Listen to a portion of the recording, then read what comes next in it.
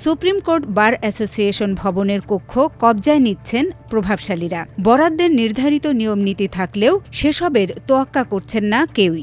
দখলদারদের মধ্যে আছেন supreme court আইনজীবী সমিতির বর্তমান অনির্বাচিত কমিটির সহসভাপতি ও অ্যাটর্নি জেনারেল অফিসের কর্মকর্তারা। তারা নিজেদের কর্তৃত্ব প্রতিষ্ঠা করতে গিয়ে কক্ষগুলোয় আগে থেকে অবস্থান করা আইনজীবীদের নথিপত্র ছুঁড়ে ফেলে তাদের সঙ্গে চরম দুর্ব্যবহার করেন বলে অভিযোগ পাওয়া গেছে।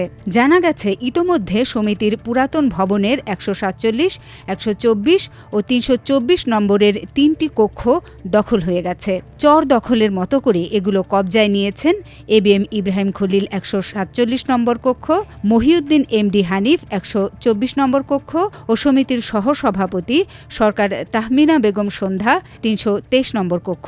তাদের মধ্যে মহিউদ্দিন ও ইব্রাহিম বর্তমান অন্তর্বর্তী সরকারের সময়ে সহকারী অ্যাটর্নি জেনারেল হিসেবে নিয়োগ পান।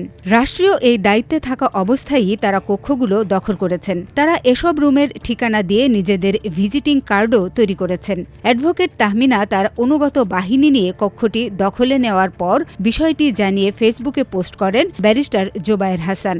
তিনি লেখেন, রুমটি তার মায়ের নামে বরাদ্দ ছিল। তার স্ট্যাটাসের সঙ্গে দখলের সময় রুমের ফাইলগুলো ছুঁড়ে ফেলা এবং ত্রাস সৃষ্টি করার ছবি এবং ভিডিও আপলোড করেছেন। তিনি উল্লেখ করেন, গত ১০ মে তার মা অ্যাডভোকেট মাহমুদা বেগম ইন্তেকাল করেন।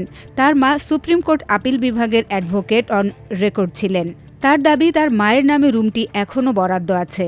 ইন্তেকালের পর বরাদ্দ বাতিল করে কোনো নোটিশ আইনজীবী সমিতি থেকে ইস্যু করা হয়নি। অন্য কাউকে রুম বরাদ্দ দেওয়া হয়েছে এমন নোটিশও তারা পাননি। এছাড়া তার মায়ের ইন্তেকালের পর তাঁরই জুনিয়র অ্যাডভোকেট তাসলিমা চৌধুরী রুমটি বরাদ্দ পাওয়ার জন্য আবেদন করেছিলেন। তার মা মাহমুদা বেগমের সব মামলা তাসলিমা চৌধুরী দেখাশোনা করেন। অথচ হঠাৎ করে গত ১৬ জুন রুমটি দখলে নেন অ্যাডভোকেট তাহমিনা। তিনি সুপ্রিম কোর্টের বর্তমান অনির্বাচিত কমিটির সহসভাপতি পদের দাপট দেখিয়েছেন। রুম দখলের আগে তাহমিনার কাছে সমিতির অ্যালটমেন্ট লেটার দেখতে চাওয়া হয়েছিল। উত্তরে তিনি বলেন, সমিতির ভাইস প্রেসিডেন্ট হিসেবে তার মুখের কথাই যথেষ্ট। ফেসবুক পোস্টের বিষয়ে ব্যারিস্টার জোবায়ের আমার দেশকে বলেন, তিনি এখনও সুপ্রিম কোর্টে এনরোলমেন্ট নন, তাই রুমটি তার মায়ের সরাসরি জুনিয়রকে, যিনি তার মায়ের সঙ্গে কাজ করতেন, তাকে বরাদ্দের জন্য আবেদন করা হয়েছিল। সেই আবেদনের কোনো অগ্রগতি না থাকলেও কক্ষটি দখলে নিয়েছেন অ্যাডভোকেট তাহমিনা। খোঁজ নিয়ে জানা গেছে ১৪৭ নম্বর রুমটি বরাদ্দ রয়েছে বর্তমান সরকারের আমলে অস্থায়ী বিচারক হিসেবে নিয়োগ পাওয়া কাজী ওয়ালিউল ইসলামের নামে। এছাড়া ১২৪ নম্বর রুমটি বরাদ্দ রয়েছে একই সময়ে অস্থায়ী বিচারক হিসেবে নিয়োগ পাওয়া আইনুন নাহারের নামে। রেওয়াজ অনুযায়ী তাদের নামে বরাদ্দ বহাল থাকার কথা, কারণ সংবিধান অনুযায়ী প্রথমে ২ বছরের জন্য অস্থায়ী নিয়োগ দেওয়া হয় বিচারক পদে। ২ বছরের কার্যক্রম সন্তোষজনক হলেই স্থায়ী নিয়োগ দেওয়া হয়। ২ বছর পর স্থায়ী নিয়োগ না হলে আবারও আইন পেশায় ফিরতে হয়। নিয়োগের আগে আইন পেশায় থাকাকালীন জুনিয়ররা মামলার তদারকি ও রুম ব্যবহারের রেওয়াজ রয়েছে। অথচ তাদের ফাইলপত্র ও মামলার নথি ছুঁড়ে ফেলে দিয়ে রুমটি দখলে নেন বর্তমান সময়ের প্রভাবশালীরা। সুপ্রিম কোর্ট বার অ্যাসোসিয়েশন ভবনে আইনজীবীদের রুম বরাদ্দের নির্ধারিত নিয়ম রয়েছে। বরাদ্দের আগে আবেদন যাচাই বাছাইয়ের জন্য অ্যাসোসিয়েশনের নির্বাহী কমিটির বৈঠক অনুষ্ঠিত হয়। বৈঠকে যাচাই বাছাইয়ে সিনিয়রিটির মাধ্যমে রুম বরাদ্দ দেওয়া হয়। অথচ ১২৪, ১৪৭ ও ৩২৩ নম্বর রুম দখলের আগে বরাদ্দ সংক্রান্ত সমিতির কোনো বৈঠক হয়নি।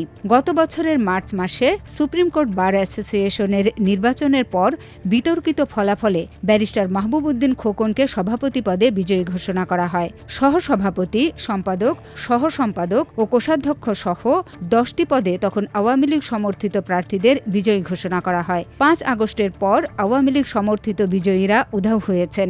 তাদের সঙ্গে প্রতিদ্বন্দ্বিতাকারী বিতর্কিত ফলাফলে পরাজিতরা সমিতির পদগুলোর দায়িত্ব নেন। ৩২৩ নম্বর কক্ষটি দখলে নেওয়ার বিষয়ে জানতে চাইলে সমিতির সহসভাপতি অ্যাডভোকেট তাহমিনা বলেন, বরাদ্দ ছাড়া কেউ রুম দখল করেনি।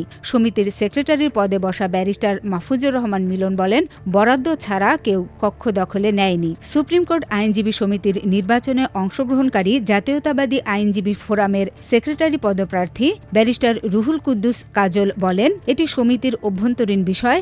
যেহেতু নির্বাচনের ফলাফলে জোর করে আমাকে পরাজিত দেখানো হয়েছিল, তাই 5 আগস্টের পর আমি আর এই পদে যাইনি।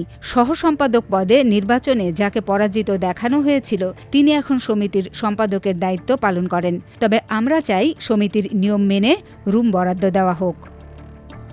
সমিতির সভাপতি ব্যারিস্টার মাহবুব উদ্দিন খোকন বলেন, আমরা 4 জন আছি নির্বাচিত। 5 আগস্ট শেখ হাসিনা পালিয়ে যাওয়ার পর অন্যরা সমিতির কমিটিতে ঢুকেছেন।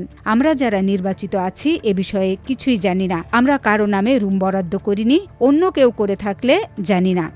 মাল্টিমিডিয়া ডেস্ক, আমার দেশ।